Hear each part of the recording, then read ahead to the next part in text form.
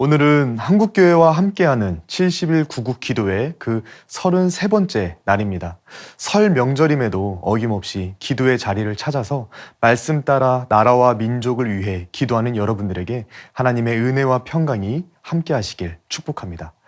우리에게 새해는 보통 새로운 해가 떠오르는 아침의 이미지가 함께하죠. 그런데 이스라엘의 새해는 오히려 해가 뉘어지는 저녁의 이미지와 함께 시작되는 거 아세요?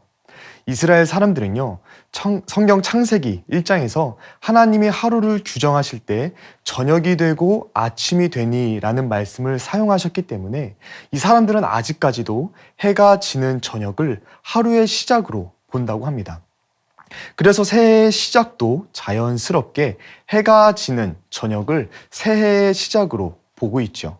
그런데요, 이렇게 해가 지는 저녁으로 하루를 시작하는 관점은요, 이스라엘 사람들이 구약시대 때부터 현재에 이르기까지 온갖 고초를 이겨내고 살아남는데 큰 힘이 되었다고 합니다.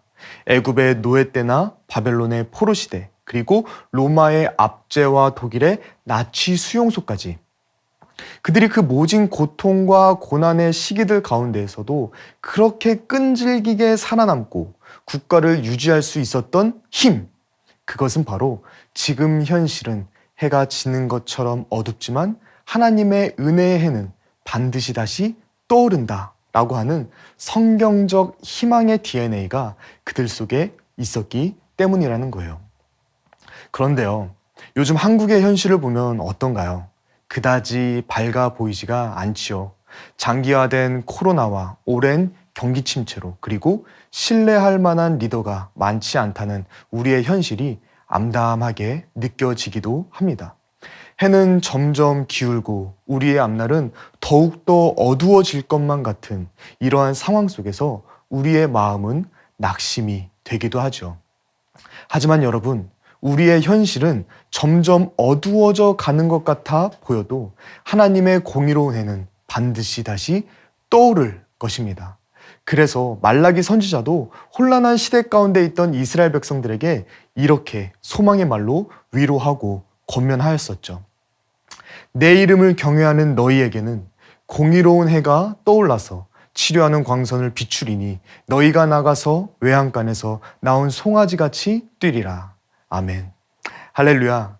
하나님을 경외하는 사람들에게는 그들의 현실이 아무리 어두울지라도 반드시 하나님의 공의로운 해가 떠올라서 치유의 역사, 회복의 역사, 그리고 은혜의 역사를 이루실 것이라는 말씀입니다. 그리고 이것은 지금 우리에게도 동일하게 적용되는 말씀이죠. 우리가 하나님을 경외하고 하나님 앞에 겸비하여서 금식하고 회개하며 기도할 때 하나님은 우리의 기도를 들으시고 반드시 공의로운 해를 우리에게 비춰주실 것입니다. 그리고 하나님은 어두운 이 땅을 비추시고 고치시고 다시 새롭게, 다시 온전하게 하실 줄로 믿습니다. 어두워져만 가는 이 시대 가운데 우리에게 공의로운 해를 비추실 우리 하나님을 기대하고 소망하면서 계속해서 기도로 나아갈 수 있는 저와 여러분들이 다 되시길 우리 예수님의 이름으로 축복합니다. 살아계신 하나님 아버지, 어두워져만 가는 이 시대 가운데에 우리가 의지할 분은 하나님 한 분밖에 없음을 고백합니다.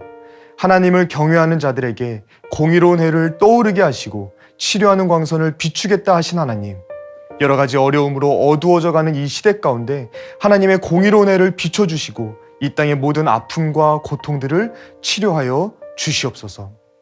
우리에게 은혜의 해를 비춰주실 하나님께 감사와 찬송 영광 올려드리며 살아계신 우리 주 예수 그리스도의 이름으로 간절히 기도 올리옵나이다.